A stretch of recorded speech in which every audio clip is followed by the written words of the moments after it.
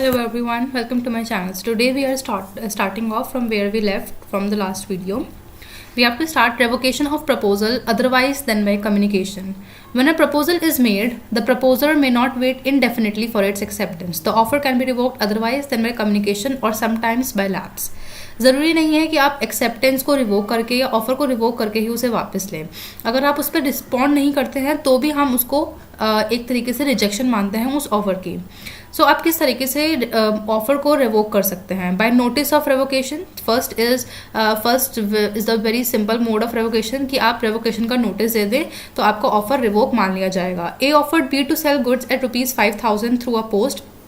But before B could accept the offer, A received highest bid for the goods from C. So A revoked the offer to B by informing B over the telephone and sold goods to C.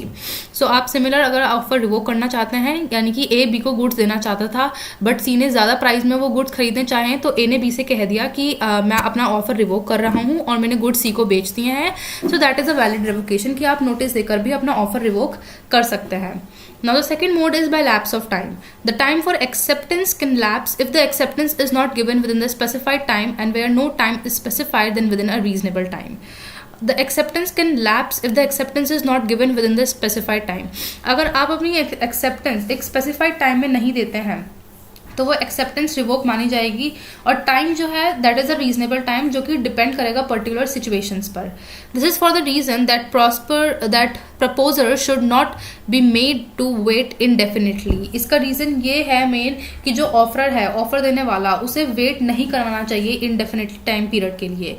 It was held in Ramsgate Victoria hotel company versus Montefiore 1866 that a person who applied for shares in June was not bind by an allotment made in November.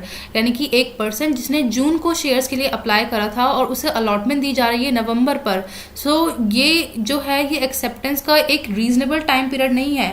This decision was also followed in Indian cooperative navigation and trading company limited versus Padmasai Premji. However, these decisions now will have no relevance in the context of allotment of shares since the Companies Act 2013 have several provisions specifically covering these issues. और अगर हम आज के time की बात करें तो ये जो प्रोविजंस हैं या जो कंक्लूजन्स और जजमेंट दी गई थी इन केसेस पर, ये आज के टाइम पे वैलिड नहीं है क्योंकि अब कंपनीज एक्ट 2013 ने इन स्पेसिफिक पॉइंट को बहुत ही कोर डिटेल की तरह से कवर कर रखा है.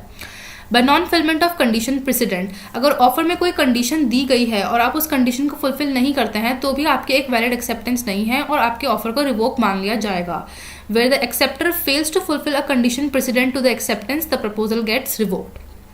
अगर कहा गया है कि आप अपनी एक्सेप्टेंस सिर्फ व्हाट्सएप के थ्रू भेज सकते हैं और आपने अपनी एक्सेप्टेंस ईमेल के थ्रू भेज दी है तो वो एक वैलिड एक्सेप्टेंस नहीं है, आपका ऑफर रिवोक मान लिया जाएगा.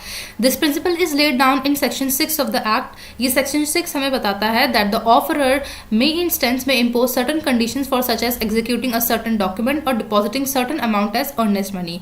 एक ऑफर कह सकता है कि आप पहले इतना अर्ली पेमेंट दीजिए, उसी के बाद ये कॉन्ट्रैक्ट एग्जीक्यूट होगा. तो अगर आप वो अर्ली पेमेंट नहीं करते हैं तो एक कॉन्ट्रैक्ट फॉर्म नहीं होगा, वो आपके एक वैलिड एक्सेप्टेंस नहीं है. Failure to satisfy any condition will result in the lapse of the proposal. और अगर आप उस कंडीशन को फुलफिल नहीं करते हैं, सेटिस्फाई नहीं करते हैं तो आपका प्रपोजल जो है वो लैप्स हो जाएगा. As stated earlier, condition precedent to acceptance prevents an obligation from coming into existence until the condition is satisfied. Suppose where A proposes to sell his house to B for ₹5 lakh provided B leases his land to A. If B refuses to lease the land, the offer of A is revoked automatically. अगर A कहता है कि मैं तुम्हें 5 लाख दे दूंगा अपने घर बेचकर, अगर तुम मुझे लीज पर देते हो लैंड, तो अगर वो लीज पर नहीं देता है तो वो ऑफर जो है वो अपने आप ही रिवोक हो जाएगा, लैप्स हो जाएगा. By death or insanity of the proposal would result in automatic revocation of the proposal.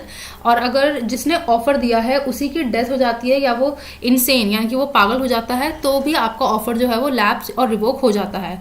But only if the fact of death और insanity comes to the knowledge of the acceptor. लेकिन तभी अगर acceptor यानी कि जिसे offer दिया गया है उसे ये नॉलेज है तो जो ऑफर है वो रिवोक हो जाता है. मान लेते हैं कि ऑफर की डेथ हो चुकी है और ऑफरी को इस बात की नॉलेज नहीं है, तो अगर ऑफरी को इस बात की नॉलेज नहीं है तो वो एक कॉन्ट्रैक्ट को कंटिन्यू कर सकता है. बट जैसे ही उसको नॉलेज पता चलती है कि ऑफर की डेथ हो चुकी है तो उस टाइम पर जो हमारा कॉन्ट्रैक्ट है या जो ऑफर है वो रिवोक हो जाता है.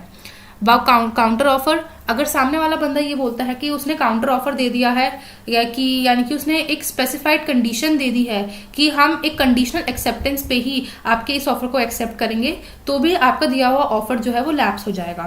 Bye the non acceptance of the offer according to the prescribed और यूजुअल मोड, अगर कोई मोड बताया गया है कि आप इसी तरीके से अपनी एक्सेप्टेंस को दे सकते हैं और आपने उस तरीके से अपनी एक्सेप्टेंस नहीं दी है, तो भी आपके ऑफर को लैप्स माना जाएगा।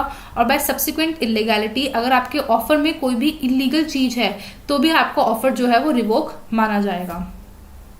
So this is it for this video. In this upcoming video, we will cover the summary of this chapter and the MCQs or the exercise of this chapter. So thank you so much for watching this video.